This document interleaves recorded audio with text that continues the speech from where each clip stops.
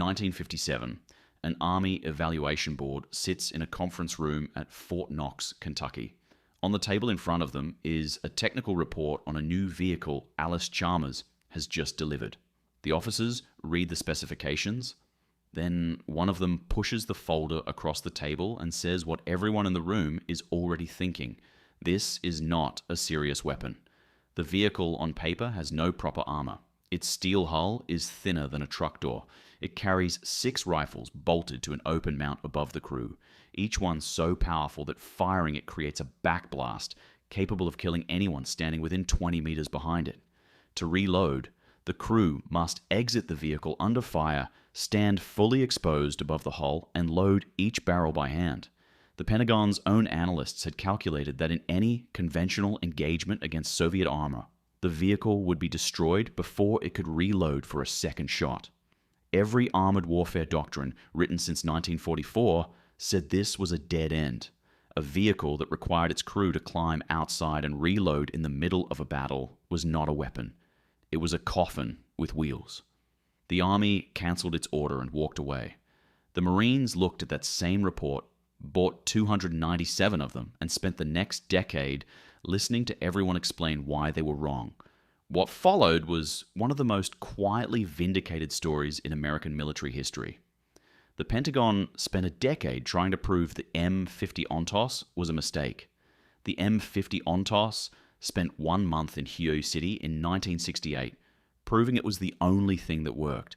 And the reason it existed at all is a story about what happens when one branch of the military decides to solve a problem that everyone else has decided is not worth solving. To understand why the Marines kept the ONTOS, you need to understand the problem they were actually trying to solve. The Army was planning for open plains warfare in Central Europe, tank against tank, long ranges, fast maneuver, overwhelming firepower. That doctrine was written for Germany. The Marines were planning for something different. They were planning for beaches, for jungles, for cities, for the moment when infantry hits a fortified position and has nothing capable of removing it. Their question was not how to kill a Soviet tank at 2,000 meters on the North German plain. Their question was how to kill a fortified machine gun nest at 80 meters in a street so narrow a regular tank cannot enter it. The ONTOS answered that question in the most extreme way imaginable. 6 106mm recoilless rifles, each one capable of destroying a main battle tank, each one loaded with a round whose detonation at point-blank range against a concrete wall did not punch a hole through it, but collapsed the entire facing into fragments, moving faster than sound. The mathematics were brutal and simple. One 106mm round into a fortified building position produced more immediate destructive overpressure inside that position than any artillery round that could be safely fired in the same urban environment. 6 rounds, fired simultaneously, produced an effect that Marine commanders at Hughes City later described with the same word, independently, without coordination. They called it total. The vehicle that carried those 6 rifles weighed 8.6 tons. A standard M48 Patton tank weighed 52. The ONTOS could go where the Patton could not. Down alleys too narrow for armor, through rubble too soft for tracked vehicles carrying twice its weight, around corners too tight for anything designed to fight on a European plain. Its profile was low enough that it could shelter behind terrain features that offered no protection to conventional armor. In the streets of Hughes City in February 1968, these were not theoretical advantages. They were the reason Marines were still alive at the end of the day. The backblast problem was real. Nobody pretended it was not. Firing a single 106mm round from the ONTOS created a cone of superheated gas extending 20 meters behind the vehicle. Firing all 6 simultaneously created a wall of fire and pressure that would kill any friendly soldier standing in that arc. In an open field, this was a serious tactical liability.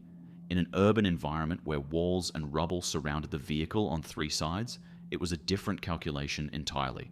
The backblast went into the wall behind it, into the rubble, into nothing.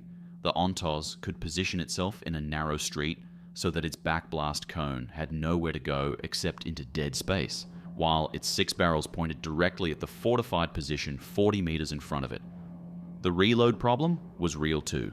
Nobody pretended otherwise. To reload, the crew had to open the hatch and feed each barrel by hand. In a firefight, this meant 2 men climbing partially out of an 8.6-ton vehicle with no useful armor, under enemy fire, loading brass rounds the size of a man's arm into 6 individual breaches, while NVA snipers worked the rooftops above them. The solution the Ontos crews developed in Hughes was not elegant. It was ruthlessly practical. Fire, reverse immediately around the corner. Reload in defilade out of the enemy's line of sight. Move to a new position, fire again. The vehicle's equal agility forward and backward, 48 kilometers per hour in either direction, made this tactic viable. By the time the NVOA had coordinates on the firing position, the Ontos had already moved. The critics had said the vehicle could not survive in combat because of its reload vulnerability. They were measuring the vulnerability against a scenario where the crew reloaded in place in the open under direct observation. The crews at Hugh never did that once. They had understood, without anyone writing it into a manual, that a vehicle which could fire 6 rounds in under 3 seconds and then disappear around a corner at 48 kilometers per hour was not a stationary target. It was the exact opposite of a stationary target. This is the thing about the Ontos that its critics never managed to account for. They evaluated it as a defensive weapons platform. The Marines used it as a fast, violent, mobile ambush system. The same 6 rifles that seemed like a liability when imagined standing still in a field became an overwhelming tactical asset when the vehicle was used to dart forward, unleash an instantaneous 6-round salvo, and vanish before the enemy could respond. In Hugh City, NVA soldiers who survived the battle and were later interviewed described their experience of fighting the Ontos in consistent terms. They heard the vehicle, then they heard the 6 rifles. Then there was nothing left of whatever the rifles had been aimed at. The interval between hearing the vehicle and experiencing the impact was, they said, too short to react to. That was not an accident of design. That was the weapon working exactly as its users had learned to use it. Staff Sergeant Philip Ayers ran his Ontos through 11 consecutive days of fighting in the Citadel district of Hugh. His vehicle was struck by small arms fire more than 30 times across those 11 days. The small arms fire accomplished nothing. On February 14th, an RPG round hit the left front of his hull and destroyed a road wheel. Ayers pulled his wounded driver back into the vehicle, took the driver's position himself, and continued directing fire on the Dongbar Tower Gate complex using 5 remaining rifles until the position was suppressed. When 2 of his loaders were wounded during the subsequent reload, Ayers and his gunner completed the reload themselves while exposed above the hull under active fire. His after-action report described the engagement in 4 sentences. He was awarded the Silver Star. The citation was considerably longer than the report. The Ontos was not supposed to work against fortified urban positions because no doctrine said it should be used that way. The Marines at Hugh used it that way because it worked and nothing else did. That gap between what doctrine predicted and what the vehicle actually accomplished in the field is the M50 Ontos story in its entirety. The Pentagon had looked at the same vehicle in 1957 and seen only the reload problem, only the backblast risk, only the inadequate armor. They were not wrong about any of those things. They were measuring the vehicle against the wrong question. They asked whether it could fight the Army's war. It was never supposed to fight the Army's war. It was supposed to fight the war the Marines were actually going to fight in the places the Marines were actually going to fight it against the specific problem of fortified positions at close range in terrain where conventional armor could not operate. And in February 1968, in the worst urban battle American forces had faced in 20 years in the rubble of Hughes City, against a prepared enemy who had turned every building into a fortress and every alley into a kill zone, the answer to every question about whether it could do that job was delivered 1 6-round salvo at a time. In 1969, the Marine Corps scrapped every single ONTOS in its inventory.